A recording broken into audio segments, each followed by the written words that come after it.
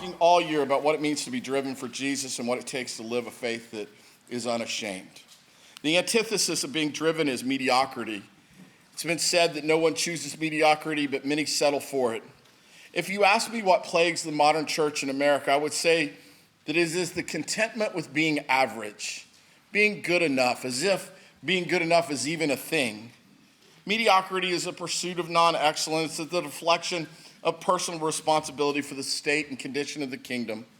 Mediocrity is defined as the quality of being average, a state of being moderate, commonplace, halfway to your potential. It's not the worst, but it's the best of the least. And here is the problem with mediocrity in Christendom. It's that we begin to think that we can give some of our life to God when God gave all of his life to us. It is a partial commitment in a covenant that demands full commitments. This is how things like service and sacrifice and generosity become optional for Christians.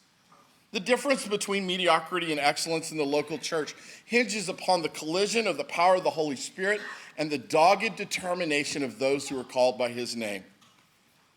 A healthy church driven by community always purges out mediocrity. It will not tolerate partial commitments.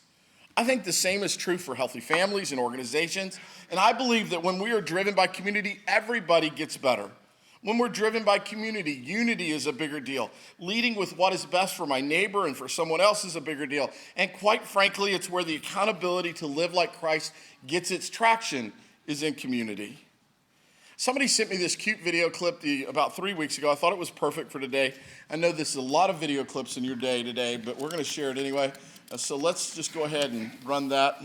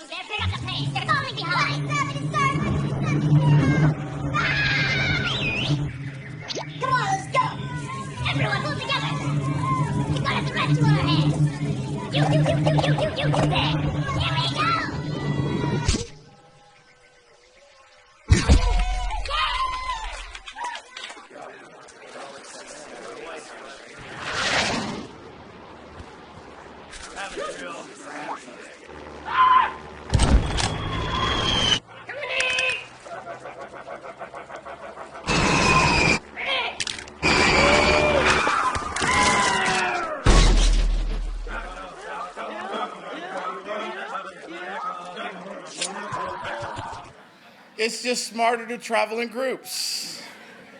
Listen, the Bible is all about community. It's a story of a triune God who creates a man and woman in his image and then gives birth to the family. This same God resides inside a monotheistic nation of people to carry his story of ultimate redemption all the way to the ends of the earth through his son, Jesus Christ, who upon arriving here to begin his ministry starts by choosing 12 to work with. And this community will one day infect the entire world with his grace. And it would literally ripple out for generations to come. From one came millions. It's the ripple effect of God across all of eternity. Listen, community is all over this book. Other than Samson, there are no lone rangers in this book. And if you remember the story well, it does not go well for Samson. Samson needed a group and a covenant group and all that. It did not go well for him. Somebody needed to speak into Samson's life. Don't go there, bro.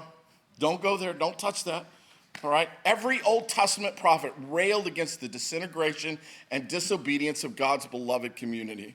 So we're going to look at two passages this morning of Scripture. I'm going to share them with you.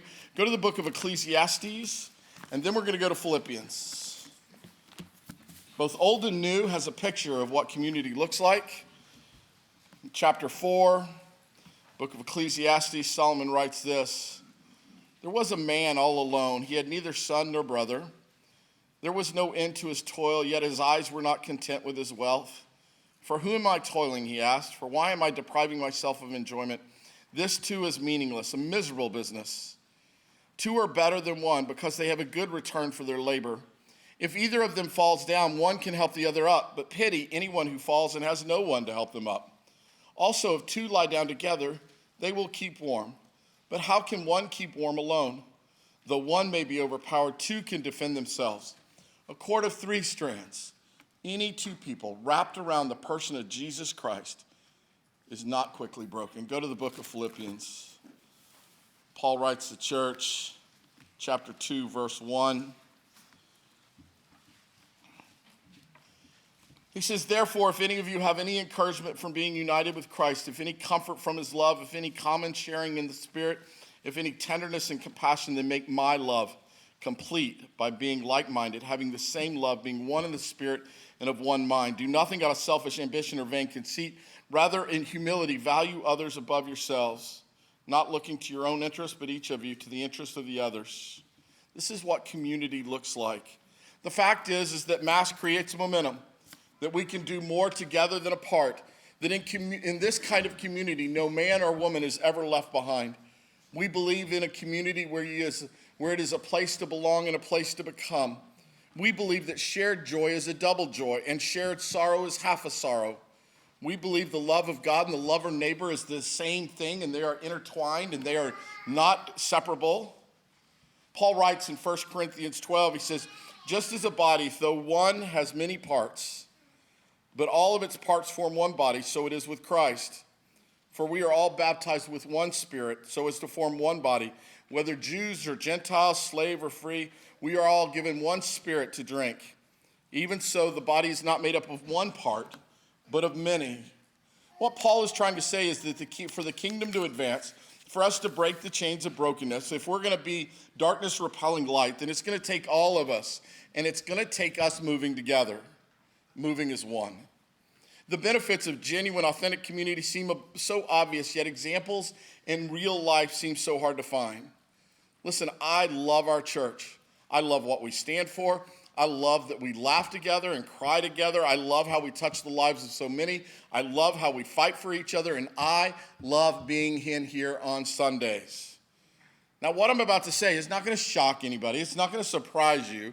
But honestly, I don't know why everyone isn't here with us who says that Georgianna is their family if they're not sick or out of town. I don't get it. I'm not ever going to get it. I don't say that because I'm your pastor. I say it because I love our church, and I love to be with Jesus and the Spirit and all of us together. What if the consequences of not being here on Sunday had nothing to do with disappointing God? What if it had nothing to do with what you might not get out of it or what you might miss, but actually had something to do with the fact that God had something in mind for you by being here that you weren't able to accomplish because you did not come? What if there's someone in the room that needs you, needed to sit near you, needed to speak to you, needed to hear from you, needed to be encouraged by you, and you chose not to be here? And the work of God that God intended to pass through you on this day did not happen because you were tired and wanted to sleep in, or you had a better offer. It happens. I'm telling you, it happens. Listen, most Saturdays I can hardly sleep in anticipation of being here on Sundays. Most Saturdays I don't sleep, partly because of the Gators. But I mean, last night was not one of those nights, can we have thank you, Jesus, right? So, but you know, it was one of those things in anticipation to be here. I lay in bed at night and I think about you, and I think about the sermon, and I think about worship, and I think about the music, and I play it in my head, and it just goes through the whole, I can hardly sleep because I don't want to miss this. I don't want to miss being here with you all. To quote a country song, you're the only people who've laughed all day. I thought that was funny, and nobody laughed all day. You are my people. We ain't always pretty, but we're real.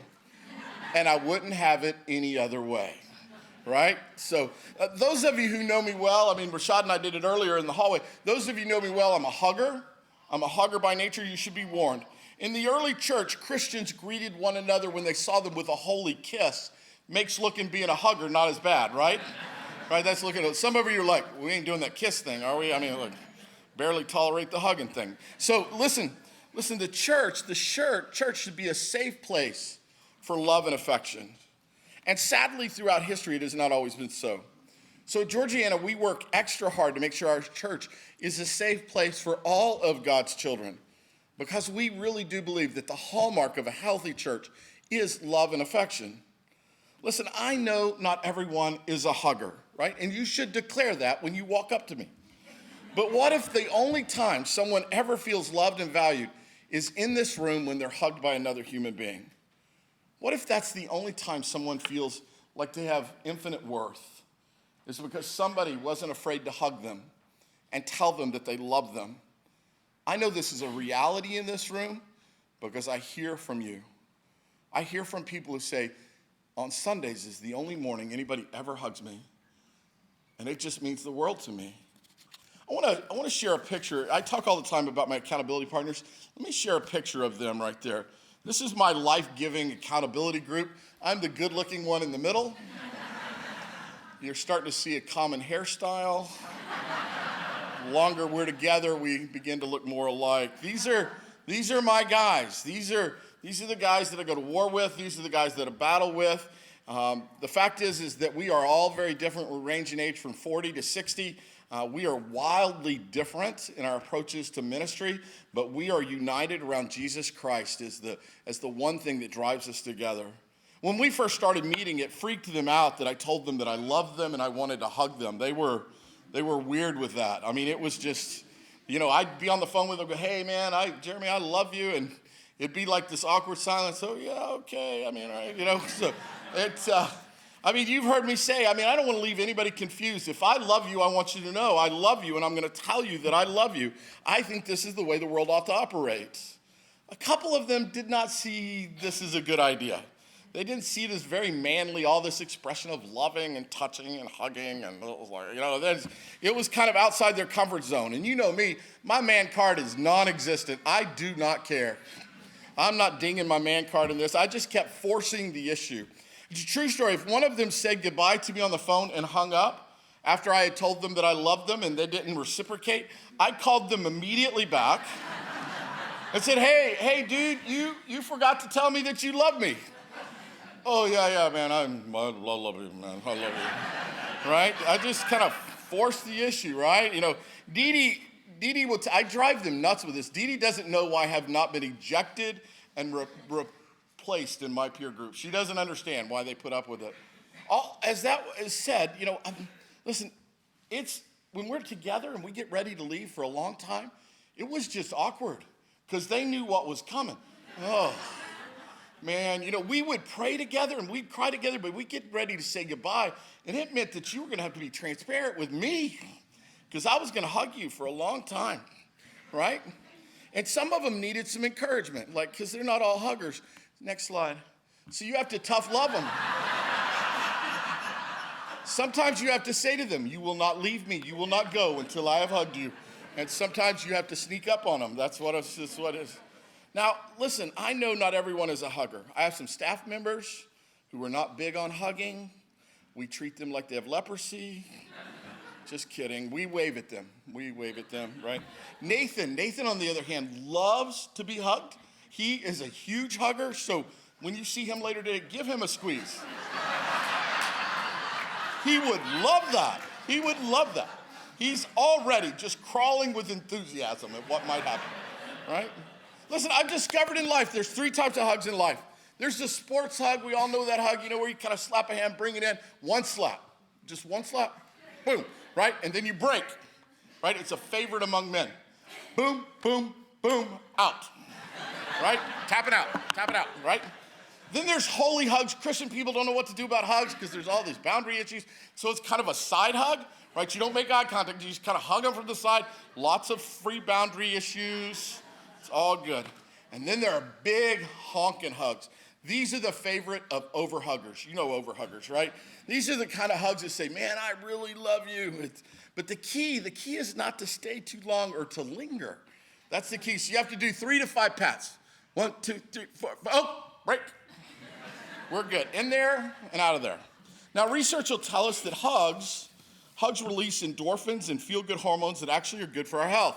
But research also tells us that in order to reach these hormone-releasing levels, the hug must last at least 20 seconds. Some of you right now, your skin is crawling just thinking about this. I mean, you're just really uncomfortable right now. So let's be honest. 20 seconds no longer feels like hugging. It feels a little bit more like cuddling, right? I mean, that's a long time, right? I mean, I timed it the other day, not with anybody, I want to point that out. I mean, my own wife doesn't want to hug for 20 seconds. I timed 20 seconds the other night. I thought, yeah, that's awkward. That's awkward, but in science, you can't deny the science. And you hug for 20 seconds, you get done with that, you don't know, do I owe you dinner? Do I, it's like, I don't know, it's like, do we have to go out? I mean, is there a second date? I mean, this kind of thing, right? So the key to successful hugging is a timely release. I'll let you all decide what's appropriate for you as a timely release. I'm just arguing that love and affection is what set the early church apart as part of being a healthy community and family. And it ought to be okay, right? So just, if that's not you, just declare it when you see somebody coming. Not a hugger, not a hugger. It's like in the early days when you had leprosy, you shouted unclean when you walked through the building. Just shout, unclean, unclean. It's what you do. Listen, I believe culture has been tearing at the fabric of community for centuries, minimizing it and promoting isolationism. Technology, the very thing designed to connect us, has become the great isolator. Did you know the average screen time of American people now is about 10 hours and 39 minutes? That's the average screen time for most Americans. This means if you get 7 hours of sleep at night, then you only have 6 hours remaining dedicated to meaningful, vocational, recreational, relational, and spiritual endeavors. I'm not a math major, but it doesn't add up to much productivity in those 4 areas. We also live in an age of compartmentalization. I have my church friends and I have my party friends, and even though it's compromising sometimes, they're the same community. I have my family and I have my peer group at work, and somewhere along the way, while these two things coexist, we've lost the ability to be transparent. We have shifting identities among many communities. We have more communities than ever, but less commitment to any of them. Let me share this quote. I think you'll find this surprising. It is appalling, the quote says, it is appallingly obvious that our technology has exceeded our humanity. Any guess who said that? Our technology has exceeded our humanity? Albert Einstein, 1925. 1925, he said that. Can you imagine what he would think if he were living in the world today? Modern technology is absolute control over our lives. Nowadays, we work, love, shop, play, communicate with each other, and world online. We've embraced advanced technology, seeking only the benefits while completely ignoring the downfalls. The social impact of technology is huge because today we spend more time online than in any other time before in history, and it plays an incredible role in our lives. And there's no doubt that modern technology has better facilitated our lives and our communication with the world. I mean, we're able to call the orphanage in Haiti. Sometimes we're able to FaceTime. I mean, it's been a blessing. But there's also some visible flaws. This is a short list that I created. You could create your own list. But here's some concerns I have. I think it wastes time. Time is precious. It's a precious commodity that we do not get any more of. And when it's gone, it's gone. And we are all spending way too much time looking at a screen, not looking around, not looking at God's creation. We're looking at trivial, meaningless information about the Kardashians, all right? I mean, just give that up, right? I mean, nobody cares. Nobody cares. Secondly, I think it's a threat to our emotional and physical health. The level of inactivity associated with smart devices is through the roof in our culture today. It has been associated with older sedentary diseases that you find in much, much older people. It's actually dropped the average life expectancy in this country in the last 5 years by almost a year and a half. It's also a place where you can inadvertently invite criticism, bullying, and pain right into your life. It's why I don't Facebook, I don't tweet, and I don't Instapot. I don't do any of those things. Is that not what it is? I don't know what it is. I don't do it. Whatever it is, I don't do it. Number 3, I think there's a lack of privacy. We invite total strangers into the most intimate knowledge of our life just by what we put online, by what we show online, pictures of our kids, pictures of our vacations. The whole thieving world knows when you're on vacation and knows where you live, right? We just invite them. You might as well leave the door unlocked so they don't break it, right? I mean, literally. We have the stress to stay current. The fear of missing out, the fear of being left out consumes our culture. Sometimes it's actually best just not to know what everybody else is doing. And for sure, not everybody needs to know what you're doing. Number 5, it provides a platform of hate. Do I need to say anything more about that? Never before in the history of mankind has it been so easy to hate other people and to throw grenades and not live in the collateral damage you create. It's ugly and it's awful. And lastly is isolationism. This may be the worst thing. The Bible is correct when it said it was not good for man to be alone. And technology has dwarfed social skills and minimized relational dependency and is a leading cause of increased suicide rates. The fact is that we're not only dependent on technology, we're addicted to it. About 3 years ago, I'm happy to share my failures with you. About 3 years ago, I invited the church at Simple Christmas to go on a weekend of Sabbath. Remember that? We were just going to take the weekend off. We're going to unplug on Friday at 5 and not plug back in until Monday morning at 8. The most email I've ever received in my lifetime was after that weekend. Hundreds, not tens, hundreds of emails about why you couldn't do that.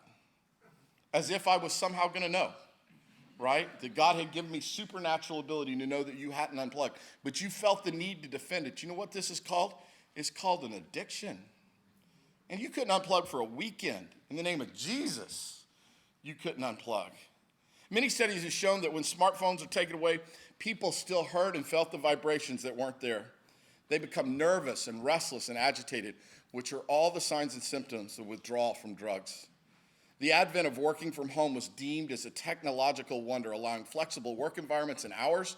However, this has now led to increased depression from isolation, increased work hours because it's always in front of you, and the social deprivation of relational skills. Listen, as a guy that's on call 24/7, and I get how hard it is to set it down, how hard it is to put the phone away, how hard it is to turn it off. I get it. But listen, once upon a time, we had meaning. We mattered. We knew we had meaning because we had a mom and a dad who told us so, a God who loved us, and a community who needed us. Once upon a time, if something bad or significant happened to you in your life, there would be a number of people that would mourn for you, not because you were a good person or a good friend, but simply because you were a part of a community, and when one part of the community suffered, the whole community suffered. They didn't have to know you personally, they just were in it with you. Now, very few people can count on one hand the number of people that will mourn their passing. I mean, for example, last week, none of y'all mourned my passing, and it hadn't even happened yet, right? Right? This is why so many people can claim that no one cares about them, that their gifts are minimized, that they feel replaceable and disposable. They can't see God at work, and all of it because they have no true community. Our culture has devalued the communities that had been the bedrock of our nation's stability and the glue that held people together. There's a disregard from any kind of authority in our schools, in our town squares, in our homes, and in our churches. Autonomy and independence and the general disregard for our neighbor is the new normal. As long as I get mine, I don't care what you get, is the new mantra of today's culture. How's that working for us, ignoring our neighbors? We've said for several years that Georgianna is a place to belong and a place to become. And I believe a beautiful community helps people discover their divine identity. It's a place that creates a hunger and a thirst for God. It's a place where pain can be shared and forgiveness is not just a theory. It's a place where fear and doubt can be wrestled with. It's a place that pushes back against darkness. It's a place that prevents hiding and impacts our personal salvation. I love the passage in Hosea that says, one day I will hear God say, "You are my people," and we will say, "You are our God." You see, there are clubs and teams and organizations that can give you a place to belong, but the divine community of church is the only one that can help you become something. It is the only one who can help you become who God created you to be. I want to be very clear that I do not believe there's one simple formula for reaching this healthy community. I think it'll look different for every one of us in the room. But I do believe that community to be truly radiant only happens when it has a sense of urgency for the cause of Christ, when we're driven to be together. I believe you and I are the voices that will speak God's loving truth into our community, and the community of Christ happens when we become one in mission and purpose. It happens when we can't imagine someone living without the saving grace of Jesus Christ and the love of mighty God. It happens when we share what we love. Listen, church, in order for someone to receive, someone has to give. In order for someone to be fed, someone has to provide the food. In order for someone else to benefit, someone else has to sacrifice. This is the work of Christian community, intermingled together, meeting the needs of one another. All right, so I'm going to close with this. We're going to invite the choir to start making their way to the stage, Misty, and I'll just close with this. When you're struggling, when you're hurting, when you're wounded, limping and doubting, when you're a moment away from a relapse and somebody comes alongside you and they hurt with you and they stand with you and they love you without judgment or condemnation, this is the ministry of I am here. This is the ministry of I am here. It's what Jesus demonstrated on the cross. He said, I am here. It's why the Holy Spirit was left in his place, so that we would know that Jesus is always here. Our community is not a brand, it's not a trend, it's not a marketing strategy. It is a Spirit-led way of life, a place where Jesus and the people called by his name shout to the community, we are here. We are here. The church is not a center for religious goods and services where people pay a fee and receive a product. The church is not an organization that looks into its community and asks, what can you do for us? A church is not a sanctuary for assimilation. The church is the only organization in the world that exists for the benefit of those who are not sitting in the room today. We don't make anything. We are dispensers of holy love. When I got to Georgianna, I began to preach the need for an Acts 2 unity in everything we do. And over the years, we've discovered that that's not for everyone. There's some huggers, non-huggers. It's not for everyone. However, for those who've stayed and those who've been committed to anchor their lives in a healthy church, you've discovered what it looks like. It's become something we can both trust and believe in. It's a place where everyone matters and everyone is needed to be all in. It's a place where we can stand hand in hand, heart in heart, and face a broken, hurting world with the love of Jesus Christ. There are people that call me naive and Pollyannish in my relentless pursuit of this way of living, but I refuse to believe anything less for the beautiful community of God than that. I won't give up doing that. And yet the author of Hebrews told us to not give up worship as some are in the habit of doing. So it's my job as your shepherd to remind you, don't quit. Don't give up gathering. There was a time in early Christian history that your family and your church family were the same thing. You could not separate one from another. It's why the Bible uses terms like brothers and sisters. They were seen as the same group. No compartmentalization, just one for all and all for one. What if God wanted to do it again? What if God's looking into our country today and said, listen, I want to do that thing again, the thing that in Acts 2, when everybody was together and everybody was united and nobody cared where you were from or who you were or where you were born, but you were just together? Listen, our community begins in here and ripples out into Central Brevard. From the elementary school of Cambridge through Cocoa to dozens of college campuses, to Kentucky, where a mission team will go this week, to Belize and Guatemala and Kenya and Haiti, right? To Kathy Tremblay, who's the teacher of the year at Merritt Island High School. All of these things, we're rippling out. You see, when you're driven by community, there are no boundaries to where God can take you, and there is no limit to who is welcome. Everyone is welcome. Our community is not compartmentalized by age or gender or race or money or status. We are all equally necessary in the great, beloved, beautiful community that is God. May we be that community this day and every day.